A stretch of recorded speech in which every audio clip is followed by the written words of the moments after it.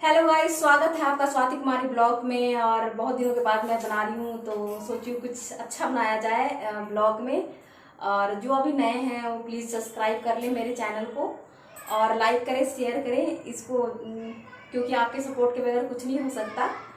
और तो इसके लिए मैं आप लोगों को पहले से ही थैंक्स कर देती हूँ जिन्होंने मुझे सब्सक्राइब कर लिया है। और आज मैं बताऊँगी अपने बारे में सिर्फ कि कब मेरी शादी हुई ये वो। तो बने रहिए आप मेरे साथ। आज मैं बताऊंगी सिर्फ आपको अपने बचपन के बारे में, जब मैंने अपना होश संभाला। हम लोग की मतलब परिवार में कम कमाई में भी अच्छा खासा चल रहा था। एक दिन हमारे यहाँ ऐसा मोड़ आया कि मेरे पापा का काम मतलब कि यहाँ से भागलपुरी चादर उठा के ले जाते थे और बाहर होलसेल मतलब यहाँ से उठा के कहीं दुकान वाले को होलसेल में देते थे। तो 40-40 हज़ार की 2 बार हमारी गठरियाँ गायब हो चुकी हैं। पापा ट्रांसपोर्ट को नहीं देते थे कि ट्रांसपोर्ट का खर्चा बच जाता था, इसलिए वो साथ में ले जाते थे। तो अचानक से पता नहीं क्या हुआ, एक बार नहीं उनके साथ दो बार ये हादसा हुआ। तो हमारा काफ़ी स्थिति डाउन हो गया, मतलब 1 लाख का हमारे पास कर्ज हो गया। तो हमारी बस तभी मैंने 10th में थी तब ऐसा हुआ था। तो फिर जा करके मैं जब इंटर में एडमिशन कर ली तो मैं मरवाड़ी कॉलेज में अपना ली हूँ एडमिशन। तो तभी हमारे पास पैसों की तो दिक्कत तो थी, तभी मैंने सिलाई का काम स्टार्ट किया, जैसे कढ़ाई वगैरह, मेहंदी लगाना। और ये साड़ी में उधर बिहार में साड़ी बहुत चलती है, तो साड़ी में फॉल लगाना। आपको बताऊँ, मैं साड़ी फॉल में 4 रुपये में स्टार्ट किया था लगाना। और मतलब एक दिन में मैं 10 फॉल लगा लेती थी आराम से, क्योंकि मेरे पास कोई काम नहीं होता था। मम्मी भी कोई काम करने नहीं देती थी, क्योंकि जब मैं साड़ी उड़ी फॉल लगाती थी तो पैसे थोड़े आ जाते थे तो सही लगता था। हमारी स्थिति उस समय काफ़ी डाउन हो गई थी कि अगल बगल क्या क्या पूछते थे कि आज चावल लेंगी क्या, चावल खाएंगी क्या, मतलब ऐसे पूछ के जाते थे। मतलब उस समय का जब मैं सोचती हूँ तो आंखों में पानी ज़रूर आ जाता है मेरे। फिर भी दिन होता है। तो हमारा फिर इसी तरह कि हम मरवाड़ी कॉलेज में मैं पैदल, एक तरफ से पैदल जाती थी और एक तरफ से वापस आती थी। तो आधा दूर का वैसे तो था 8 रुपये था किराया, तो आधा दूर जाने में 4 रुपये लगते थे। तो मैं वहाँ से एक तरफ पैदल आती थी और एक तरफ से मैं ऑटो से उधर से चली जाती थी। मेरे साथ 2-3 लड़कियाँ थीं और जो मेरे साथ पैदल चलती थी, तो रास्ता आसान हो जाता था। तो मैंने ऐसे ही वहाँ का पढ़ाई पार्ट 3 तक कंप्लीट किया। मेरा साइकोलॉजी ऑनर्स था। तो इसी में मेरी इसी बीच मैं अपनी चाची के भाई की शादी में गई।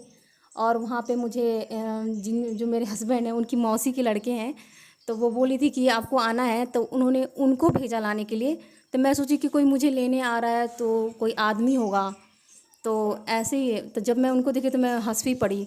तो मेरी एक और कज़न सिस्टर है, वो भी जाने वाली थी, लेकिन वो नहीं जा पाई, तो मैं गई। तो जब मैं इनके साथ गई तो मैं इनको देख रही हूँ कि लड़के से हैं, मुझे क्या लेने आए हैं।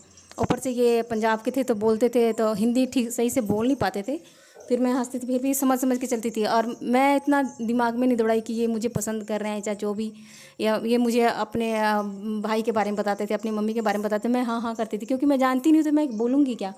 इसी तरह हमारा काफ़ी देर बात चलता रहा। तो फिर मैं शादी में गई वहाँ पर, तो इनकी मम्मी ने मुझे मेहंदी लगाने को कहा, तो मैंने सीधे ही मना कर दिया। मुझे क्या पता था कि मेरी सास बन जाएंगी।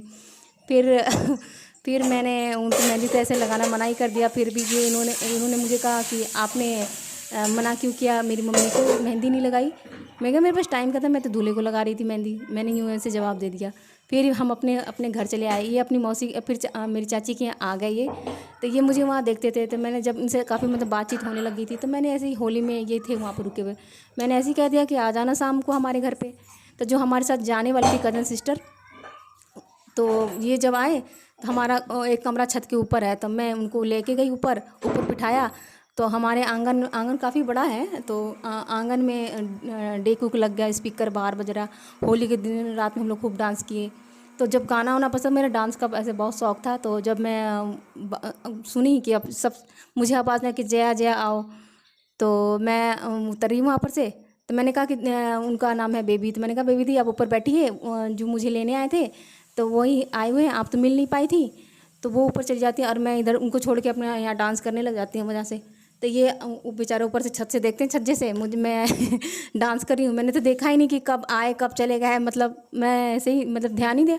मेरे दिमाग में तो कुछ ऐसा था ही नहीं कि मैं इनसे ऐसे प्यार मोहब्बत कर बैठूंगी, या हमारी लव मैरिज है। तो मैंने इनको बस ऐसे ही देखा, ज़्यादा कोई खास उसमें थे नहीं। जैसे आदमी अट्रैक्टिव होता है देख कर कि अट्रैक्शन होता है कि हाँ है, कोई ना कोई पढ़ाई लिखाई में है कि हाँ काफ़ी पढ़ रहे हैं। बस ऐसे ही हमने कुछ उतना कोई खास बात ही नहीं की थी कि जो मैं उनकी तरफ अट्रैक्टिव हूँ। मैं भी उस समय पढ़ ही रही थी, मैं इंटर BA पार्ट 1 में थी उस समय जब उनसे मिली।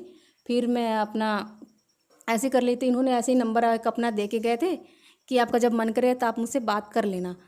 तो मैंने कहा चलो ऐसे ही। तो मैं अपने एक फुआ के यहाँ गई थी, तो वहाँ से मुझे फ़ोन मिल गया। तो वहाँ पर उसमें STD यहाँ पर कॉल थी 2.5 रुपये। कॉल करना भी महंगा था, प्यार ऐसे थोड़ी होता है। फिर हम 2.5 रुपये वहाँ से मैंने, वहाँ पर एक BSNL का था जो रात को 11 बजे से फ्री होता था और सुबह 6 बजे तक। तो मैंने ऐसे ही दिन में कटता था कि नहीं कटता था मुझे नहीं पता, बस फ़ोन मेरे पास था। तो मैंने ऐसे ही कॉल लगा दिया। तो मैंने कहा हेलो, तो कहते हैं कौन?